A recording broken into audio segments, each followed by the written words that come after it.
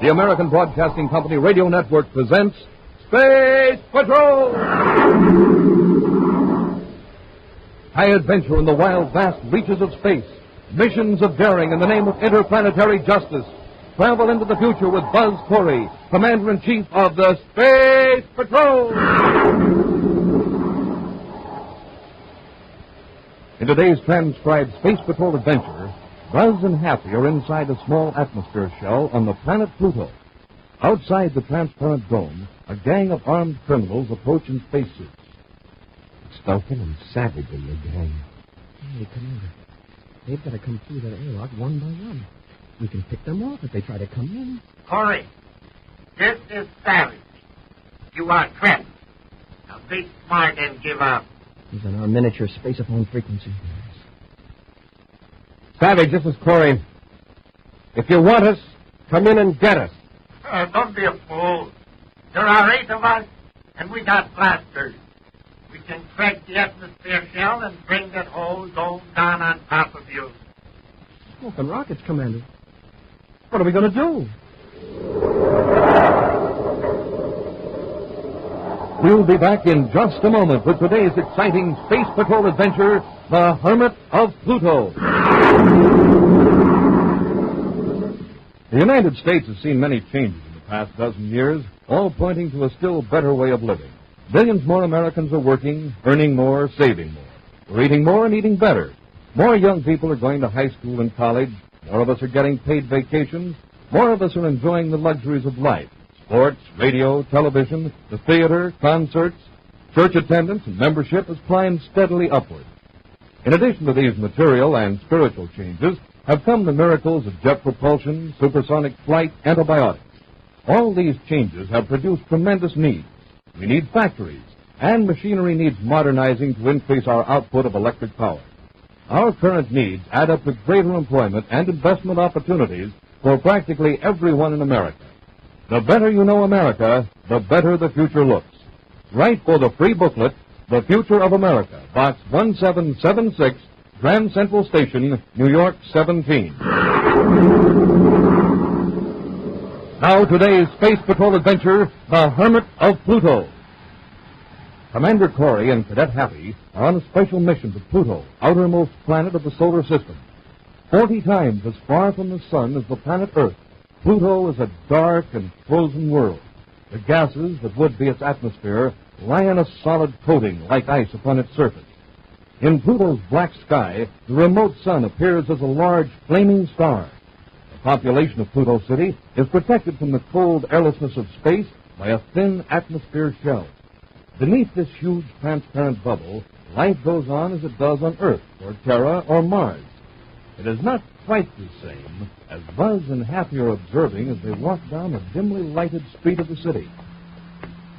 Gee, Commander, why don't the city commissioners do something about those lights? This is the biggest city on Pluto, and yet we can hardly see where we're going. In lots of ways, Happy, this is still a pioneer community. Yeah, and from the looks of the buildings in this neighborhood, maybe it's just as well the streets aren't too well lighted. Well, Pluto is still a frontier planet, Hap. Uh-oh. Hey, it looks like a fight. No! Hey, Commander, look, it's 2 against 1. They're sure slugging that guy. Come on, Hap. Yes, sir. We should have brought our ray guns. All right, break it up. Oh, hey, come back here. The dirty cowards. Shall I go after him, Commander? Let's take care of this man. He may be hurt. I don't wonder, the way they were hitting him. Here, let me help you. Thanks. Those 2 guys sure disappeared fast. Get him under a light, see if he's hurt. I'm all right. Thanks. Sure glad you came along. What was it all about? A couple of thugs jumped out of the doorway and started slugging me. So a man can't walk down the street without some hooligan... You're Sam Morris. Yeah, that's right. Oh, Commander Corey. I knew you 2 were space patrollers, but the light was so bad I couldn't... Happy, this is Sam Morris. Sam, Cadet Happy. How do you do, Mr. Morris? Howdy, Cadet. Sam, better let us take you to a doctor at headquarters. Oh, no, thanks. I'm all right. You got quite a slugging from those characters. I'm fine. Well, it's sure nice to see you again, Commander, but if you'll excuse me... Are you still prospecting, Sam? Oh, now and then. Right now, I'm more or less of a watchman, you might say. Here in Pluto City? No, several hundred miles north of here. Guess you might call me a licensed squatter. You're a watchman? Well, what's there to watch that far north on this planet? Well, just some government equipment. It's in an atmosphere shell. Used to be a base for some government explorers, mining engineers, and the like. I sort of take care of the equipment until the government decides what they want to do with it. Well, thanks for the rescue, Commander. Oh, wait a minute, Sam. You've had a pretty rough going over it. Oh, I'm okay. These fellas hadn't taken me by surprise. I could have handled them both. You sure ruined your clothes. Look, your jacket's all ripped. The pocket's torn off. Oh, it's an old thing anyway. I got a couple of licks in there, remember. You sure you don't know who they are? No, of course not. Just a couple of Pluto City thugs. If they knew how broke I was, they wouldn't have bothered. I've got to run along now. Thanks a lot, Commander. You too, Cadet. Glad to have met you, Mr. Morris. Hey, Sam, wait a minute. I got to run along now. I'm late for an appointment. See you around, Commander. Yeah. You took that beating pretty lightly. From the way he acts, you'd think this was something that happened to him every day. I have a feeling there's more to this than just an attempt to hold us. Well, we'd better run about our business, Happy. Oh, what's this? Oh, flash my thermometer. Money. A whole lot of it. Large bills, too. Mostly 50 credit notes. And here's a card. A business card of some kind. They belong to Mars. Hey, the commander, didn't he say he was broke? Shine your light in this card, man. Yes, sir. John Harbaugh, mineralogist. Expert testing and analysis. 412 North Andromeda Street, Pluto City. This card may have dropped out of Morris's jacket when those guys tore his pocket. Now, after we take care of our business, we'll drop in on Harbaugh to see if he knows where Mars is staying. Then you think this money belongs to him? Even when he claims to be broke? No, it might. Fellows like Morris always say they're broke. Keeps people from getting curious about where a prospector gets his money. Yeah, but why would he fib to you? Well, just to keep him practice, maybe. If this money does belong to Morris, I'm sure he'll be glad to get it back. Hang on to that card, Hap. We'll drop in on Harbaugh on our way back. At this hour, Andromeda Street, like the rest of this section of Pluto City, is almost totally dark. Buzz and Happy walk toward a pool of violet light that streams across the sidewalk from a shop window. Oh, this is 412, Commander. It's the only place on the street with a light on. Well, we're in luck. Uh-oh. The light went out. There's one on inside, here in the back. It's locked. I guess Harbaugh is just leaving. That's why the light in the window went out. An automatic ultraviolet light, huh? Look in the window. Hey, those rocks. They're glowing. Fluorescent. They absorb ultraviolet rays, then radiate them in the dark. The rocks sure are pretty. But they're wasted on this street. It's completely deserted. Well, we got here too late, huh? Harbaugh. Look inside. See that trophy? It's open. Looks like someone's lying there on the floor. Harbaugh must have been robbed. What a neighborhood. Force the door, Hap. Yes, sir.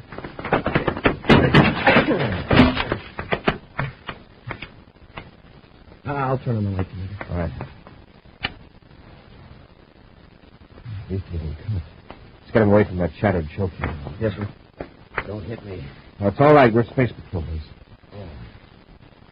Thought they were still here. Who attacked you? Two men. I never saw them before. They came in just as I was closing shop. Are you John Harbaugh? Yes.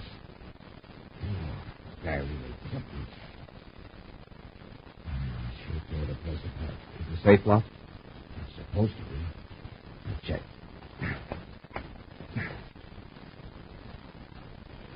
That's a relief. I need to get it open. By the looks of your desk over there, they seem to be more interested in your record. You know why? No. Well, not exactly. What do you mean, not exactly? What happened here? Well, like I said, these two men came in just as I was closing. They wanted me to run a test on a piece of cloth. Piece of cloth? Yeah, I thought it was strange myself. He was dealing with minerals. But it turned out there were traces of minerals in the fabric. That's what they were interested in. Well, this cloth, did they say where they got it? No, over it. Looked like it was thrown off the man's coat or jacket. A pocket, maybe? Yeah, that's it. They had me put it in an ultrasonic chamber to loosen the dust. And I ran an analysis of the particles that came out of the cloth. And after that, they got rough. Why? They wanted some information about one of my customers, and I wouldn't give it to them. Well, this customer, is his name Sam Morris? Yes. How did you know? He was attacked by two men earlier this evening. Isn't it? I just moved it a little. After we went away, the cadet and I found one of your business cards on the sidewalk. That's why we came here. Why were these men interested in Morris? On account of the stronolite, I guess. Stronolite? There were traces of stronolite in the dust particles in the piece of cloth. Probably from the samples Morris brought here to have assays. Stronolite. It's a very rare and valuable metal. Morris made a strike, huh? I make it a policy not to ask questions of my customers, Cadet. But that's a reasonable conclusion. Then you wouldn't tell these men about Morris. They slugged you and went through your records. Is that right? Yes. You know where we can contact Morris? No, Commander. He never told me anything about himself. I guess he's sort of a hermit. Very secretive.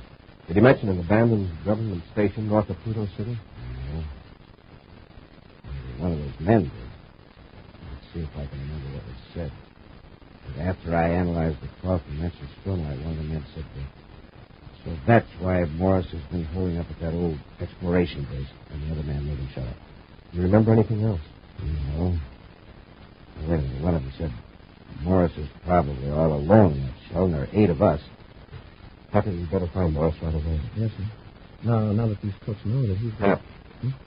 There's someone across the street watching this shop. They put a face through the window. Want me to go over and investigate, sir? Turn off the lights and stay there to leave it. Yes, sir. How about don't look out the window for the lights are on. All right, Commander.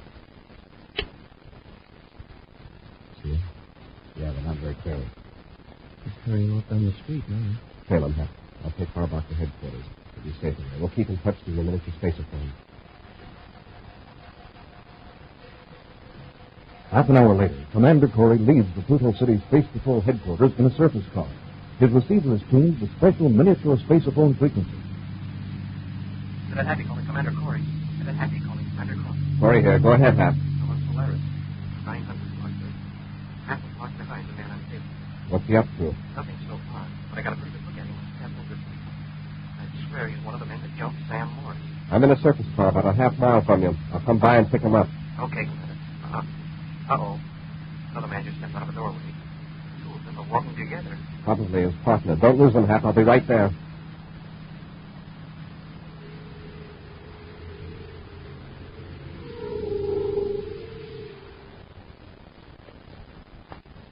I didn't have a chance to finish Harbach. The Space Patrols were in his shop. Well, if you hadn't got panicky, we could have done the job when we were there before. Well, it doesn't matter, Savage. Harbach won't be able to put the finger on us anyway. We'll be out of Pluto City in half an hour. Yeah, but Harbach knows we're interested in Sam Morris. If the Space Patrol tips Sam out, we... Doctor, we're being followed. What? Don't turn around. Just keep walking. When we turn the corner, we'll wait and let him catch up. Okay. Now, stay close to the wall. Yeah.